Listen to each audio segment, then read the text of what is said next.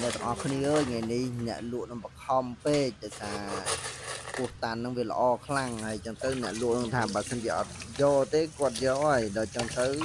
ប្រពន្ធរបស់ខ្ញុំនឹងក៏សម្រេចចិត្តយកពោះតាន់ជាមួយកាពះជ្រូកជាមួយបេះដូងបន្ថែមទៀតយកមកស្លធ្វើខកាពះជ្រូកជាមួយពោះតាន់ហើយនឹងបេះដូងនឹងឯងអ្នកទាំងអស់គ្នា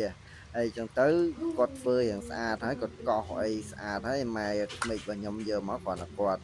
លាងអំបិលបន្ថែមទៅហើយរៀបចំគ្រឿងគាត់ធ្វើការសោសឲ្យបាត់ក្លិនណាអ្នកទាំងអស់គ្នាអញ្ចឹងទៅគាត់ដាក់គុលភ័យគាត់ដាក់ម្ទេសគាត់ដាក់ស្លឹកក្រូចសើចនឹងបន្ថែមដើម្បីអីដើម្បីកាលណាយើងសោសពោះវៀនហ្នឹងទៅដើម្បីឲ្យក្លិនស្អាតស្អាតអីនៅក្នុងពោះវៀនហ្នឹងណាបាត់អស់ហើយអញ្ចឹងទៅដោយសារតែឆ្នាំងរបស់ខ្ញុំវាទូចអញ្ចឹងណាហើយចឹងទៅក៏ដាក់កធុនល្មមទៅនៅលើចង្ក្រានហ្គាសតូចហ្នឹងហើយឥឡូវគាត់ធ្វើការលាងនៅគ្រឿងក្នុងស្អីផ្សេងហ្នឹងលាងគាត់ច្បាច់អំបិលច្រើនទឹកហើយឥឡូវហ្នឹងគាត់ដាក់ទៅក្នុងឆ្នាំងទៅក្នុងកធុនរបស់យើងដែលរៀបចំដាក់គ្រឿងហើយហ្នឹងណាអ្នកទាំងអស់គ្នាហ្នឹងហើយដល់ពេលចឹងទៅយើងដាក់បេះដូងដាក់អីចូលសោសដើម្បីកាត់ក្លិនឆ្អេះឆ្អាបអីនៅក្នុងពោះវៀនហ្នឹងដោយសារល្អថ្ងៃនេះព្រោះអីអ្នកលក់ហ្នឹងគាត់ចង់ហូបប្តីរបស់គាត់ណាតែគាត់ថាបើសិនជាអត់ទិញនេះប្តីគាត់យកទៅអស់ហើយប៉ុន្តែដល់ពេលអញ្ចឹងទៅក៏សម្រេចចិត្តថាយកទៅយកមកធ្វើឲ្យបានយកទៅវត្តបន្ថែមទៀតអញ្ចឹងណាអ្នកទាំងអស់គ្នាហ្នឹងហើយចឹងដល់ពេលធ្វើហើយគាត់ក៏ចាប់ដើមដាក់សោសអ្នកទាំងអស់គ្នាអញ្ចឹងយើងសោសមកសន្ទុះដែរហ្នឹងរហូតដល់ពុះអ្នកទាំងអស់គ្នាដាក់ទឹកហ្នឹងដាក់រហូតដល់ពុះហើយចឹងទៅឲ្យវាបាត់ក្លិនឆ្អេះឆ្អាបហើយបានយើងចាប់ដើមធ្វើការស្រង់ដាក់យើងស្រង់ដាក់កញ្ឆែងមកដើម្បីឲ្យវាស្រស់ទឹកហើយកាលណាយើងដាក់ហ្នឹងដោយសារអីវាមានស្លឹកក្រូចសើចវាមានគល់ស្លឹកគ្រៃដើម្បីឲ្យកាត់ក្លិនឆ្អេះឆ្អាបហ្នឹងណាដែងអីហ្នឹងហើយយើងខហ្នឹងយើងដាក់អានេះខាត់ណាហ្នឹងហើយយើងដាក់ជាមួយដើមខាត់ណាហ្នឹងហើយឥឡូវយើងធ្វើការសោសហើយអញ្ចឹងយើងក៏ធ្វើការចាប់ផ្ដើមដួសយកមកដាក់ធុនព្រោះអីហើយយើងដាក់ឲ្យវាស្រស់ទឹកបន្តិចពេលដែលស្រស់ទឹកហើយយើងនឹងធ្វើការចាប់ផ្ដើមយកទៅលាងម្ដងទៀតណាអ្នកទាំងអស់គ្នានេះហើយមើលទៅអូកាពះជ្រូកនេះល្អមែនទេអ្នកទាំងអស់គ្នាដោយសារអ្នកលក់ហ្នឹងគាត់ធ្វើឲ្យស្អាតអ្នកទាំងអស់គ្នាចឹងទៅយើងយកមកអត់លាងអីច្រើនទឹកទេយើងស្រង់ឥឡូវយើងធ្វើការស្រង់ធន់មើលអាពោះវៀននេះអូចំណើងអ្នកទាំងអស់គ្នាអើយគាត់តែឃើញនឹងពោះវៀននេះពោះតាន់នេះអូចំណើងណាយកមកហ្នឹងពួកអីធ្វើស្អាតហើយយើងគ្រាន់តែមកលាងអំបិលអីបន្ថែមឲ្យយើងច្រើនទៅយើងសោះអីហើយវាកាត់ក្លិនឆ្អាបអីអស់ហើយនេះយើងយកមកលាងម្ដងទៀតអ្នកនរគ្នាមកជួយគាត់យកមកលាងដើម្បីឲ្យវាបាត់ក្លិនអ្នកនរគ្នាហ្នឹងហើយ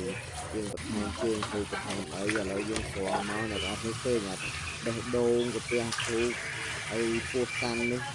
ល្អណាស់ហើយមើលទៅចម្រើងអ្នកនរគ្នាដូចអាបចឹងហើយអាបហូបអីអត់សោះហើយនេះឥឡូវយើងរៀបចំហើយនោះមានខ្ទឹមហើយក្មេងគាត់ហាន់មានផ្សិតអីលាងឲ្យអស់ហើយក៏មានស្ពៃជូរក៏មានខាត់ណាដើមសម្រាប់ដាក់បន្ថែមអញ្ចឹងណាឥឡូវយើងធ្វើការម៉ែក្មេងគាត់ធ្វើការលីងគោចកាក់អ្នកនរគ្នាពួកដាក់គោចកាក់ចូលទៅដើម្បីឲ្យវាកាត់ក្លិនឆ្អាបផងហើយគាត់ធ្វើខអញ្ចឹងក៏ដាក់គោចកាក់ដើម្បីឲ្យកាត់ក្លិនកាត់ជាតិស្អាតឥឡូវប្រពន្ធខ្ញុំគាត់ធ្វើការហាន់ពោះតាន់ហ្នឹងដាក់ម្ដុំអញ្ចឹងទៅដើម្បីហូបកាលណាយើងដាក់ទាំងមូលអត់កើតទេលេបទៅអាចណែនពងកស្លាក់ទៅឆ្អិនទៅទូតែម៉ែណែណាការហាន់អញ្ចឹងណាហ្នឹងហើយហាន់ឲ្យវាតូចអញ្ចឹងទៅណាមួយយើងយកទៅវត្តផងលោកឆាន់អញ្ចឹងណាអ្នកនរគ្នាហ្នឹងហើយឥឡូវយើងធ្វើការដាក់ទៅក្នុងកធុនបើយើងអត់ហាន់ក៏បានដែរតែគាត់ហាន់អ្នកនរគ្នាហូបកើតអត់តែប៉ុណ្្នឹងឯងលើវាស្លាក់អញ្ចឹងទៅឥឡូវបងប្អូននឹងគាត់ធ្វើការហាន់មកស្អាតអញ្ចឹងណាអ្នកនរគ្នាដើម្បីធ្វើការដាក់ទៅឲ្យវាចូលជាតិផងនេះកាពះជ្រូកអូកាពះជ្រូកនេះកំណងអ្នកនរគ្នាអើយកាពះជ្រូកនេះគេលាងឡើងស្អាតភ្លឹងមកអ្នកនរគ្នាមើលឃើញកាពះសាច់ជាអញ្ចឹងណាអ្នកនរគ្នាហ្នឹងហើយឥឡូវខាន់បដាអីបដាមើលទៅឃើញថាវាកំណងនេះបេះដូងអ្នកនរគ្នាក៏មិនណាបេះដូងវាដូចតែបេះដូងមនុស្សអញ្ចឹងបេះដូងជ្រូកវាមិនសូវជាខុសគ្នាអីហ្មងទេមាន4ថតតាមមេរៀនអញ្ចឹងណា ហើយនេះហើយយើងធ្វើអីហើយឥឡូវយើងចាប់ដើមកូរស្ករឲ្យវានេះខ្ញុំកាត់តិចទៅកូរស្ករដល់ទៅយើងកូរស្ករយើងខសំណាយើងកូរស្ករហើយយើងដាក់ខ្ទឹមដើម្បីឲ្យវាឈ្ងុយកូរយើងក៏កូរខ្ទឹមកូររហូតដល់ឈ្ងុយនៅអានេះពេលដែលកូរខ្ទឹមកូរអីរហូតដល់ឈ្ងុយហ្នឹងទៅបានយើងថែមគ្រឿងឥឡូវគាត់ទៅកូរហើយខ្ញុំក៏ចាប់ដើមមកគួរក្តៅហ្នឹងហើយឥឡូវនេះចេញបែបដូចស្ករតាំងម៉ែអញ្ចឹងណាអ្នកនាងចឹងទៅយើងដាក់អានេះយើងដាក់ដេងចូលហ្នឹងហើយយើងដាក់ចូលទៅឲ្យវាកាត់ក្លិនស្អាតយើងដាក់ពោចកាក់ចូលទៅម៉ែខ្ញុំយើងក៏ដាក់ណាហ្នឹងហើយក៏ដាក់ពោចកាក់ចូលហើយក៏កូរវាកូរអញ្ចឹងណាកូរវាឲ្យវាមានជាតិស្រួយហើយក៏ដាក់ពោចថែមហើយដាក់ហើយវាទៅផ្សំគ្រឿងឲ្យហើយមកក៏ដាក់ទីវែងដល់គ្នាតែយើងធ្វើច្រើនដែរក៏ប្រទះទៅជាមួយពោះតានហ្នឹងហ្នឹងហើយអញ្ចឹងទៅ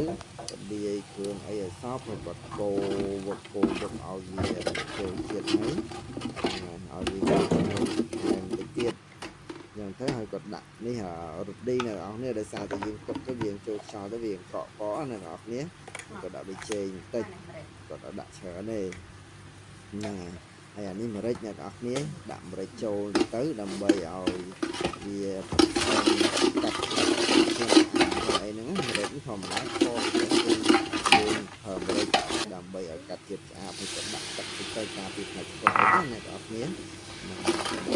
ទឹករបស់យើងហើយពុំយើងដាក់ចានទីកោហ្នឹងហើយនេះដាក់សាច់ចូលហ្មងអ្នកនរគ្នាមានគ្រឿងពុកមានគោះតាន់មានកាពះពុកមានបេះដូងដាក់ចូលដោយសារលើកនេះអត់បានទិញឈាមយកមកដាក់ឯអ្នកនរគ្នាអើយតែយើងទៅយប់ហើយអ្នកលក់ហ្នឹងក៏លក់គោះតាន់លក់កាពះឈាមឲ្យហ្នឹងណាអត់បានទិញឈាមមានឈាមដាក់ឈាមថែមទៀតអ្នកនរគ្នាឥឡូវនេះគាត់ធ្វើការកូរឲ្យវាចូលជាតិចូលគ្រឿងអីបន្ថែមទៀតទៅក្នុងហ្នឹងចឹងទៅបាទនេះហើយដាក់ពីឆាដល់បងប្អូនដោយសារពីឆាខ្ញុំអស់ហើយទៅខើបប្រពន្ធខ្ញុំគាត់ចាក់ទឹកចូលបន្ថែមទៀតទៅតែពិតចាក់ម្ដងពីឆាចាក់ដំបងតែខ្ញុំភ្លេចប្រាប់អ្នកនរគ្នាចាក់ពេលយើងដាក់ស្ករណាហើយឥឡូវយើងធ្វើការក្រើបទឹកចូលបន្ថែមដាក់ចូលឲ្យវាចូលសពណាអ្នកនរគ្នាហើយខ្ញុំភ្លេចវីដេអូដោយសារខ្ញុំរវល់មើលកូនខ្ញុំភ្លេចយើងអាចដាក់នេះខែមខាងណារបស់យើងណាខែមទៅទៀតបានណាអ្នកនរគ្នាដោយសារនេះកាត់ទៅជូនណាកូនហើយទៅហើយអានេះមានន័យថាវាគ្រប់គ្រឿងអស់ហើយកាប់ពិតហើយយើងស្បៃជូរនឹងចូលទៅដាក់ខាងណានឹងចូលទៅហើយអញ្ចឹងទៅវីដេអូនេះមានតែប៉ុណ្្នឹងហើយយើងមកងាស់វាទៅមកងាស់ប្រហែលជាយូរដែរអ្នកនរគ្នាប្រហែលជាកន្លះម៉ោងរហូតដល់អ្នកទាំងអស់គ្នាភ្លក់មើលថាសាច់នឹងផុយយើងអាចថែមទឹកថែមថយតាមជាក់ស្ដែងរហូតមានអារម្មណ៍ថាអ្នកទាំងអស់គ្នាភ្លក់ទៅសាច់នឹងផុយអាហ្នឹងអូខេឲ្យទទួលយកបានហើយអ្នកទាំងអស់គ្នាព្រោះថ្ងៃក្មេងខ្ញុំគាត់មកយូរដែរប្រហែលជាចូលកន្លះម៉ោងគាត់កូរយើងបើអញ្ចឹងទៅរហូតដល់ចាក់ទឹកថែមរហូតដល់វាផុយអញ្ចឹងអ្នកទាំងអស់គ្នាតើក្រើបមិនឆាប់ផុយសាច់ហ្នឹងណាអាសាគោក្នុងថ្ងៃខ្ញុំគាត់អាសាបើកគោដើម្បីឲ្យវាចូលជាតិហើយវាឆាប់ផុយសាច់ណាអ្នកទាំងអស់គ្នាហ្នឹងហើយវីដេអូហ្នឹងពេលដែលអ្នកទាំងអស់គ្នាធ្វើអញ្ចឹងហើយទុកយូរដែរប្រហែលជាកន្លះម៉ោងដូចខ្ញុំប្រាប់អញ្ចឹងមករហូតដល់វាសាច់ផុយអ្នកទាំងអស់គ្នាព្រោះមើលទៅហើយវីដេអូហ្នឹងមានតែប៉ុណ្្នឹងឯងចាជូនដល់អ្នកទាំងអស់គ្នាអរគុណជម្រាបលាបាយបាយ